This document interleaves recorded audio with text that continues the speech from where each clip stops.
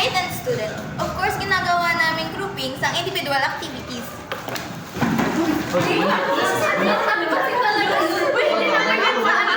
We're grade 10 students. Of course, basic lang math namin. Hoy, Bey, okay ka lang? Tingin mo okay lang. We're grade 10 students. Of course, matataas score namin sa exams. Ben, anong score mo sa exam? 55. Ikaw, 80.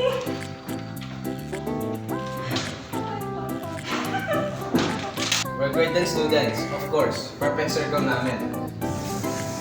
Circle ba yun?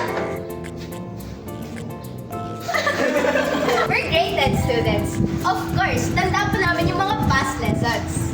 May ano nga yung arithmetic? Ngayon? Arithmetic? Hala ko tanda mo! We're grade 10 students. Of course, pati addition, kinakalki namin. May 8 plus 7. 11. Anong 11? 11 nga. Kaya mo ba? 8 plus 7. Oh. 15! Grabe naman 11. Sa tanda ng 11 mo. 15! Saan mo calculator? We're grade 10 students. Of course, may sariling may formula. Paano na po kaya? Secret? We're grade 10 students. Of course, magaling kayo mag-analyze sa problem solving.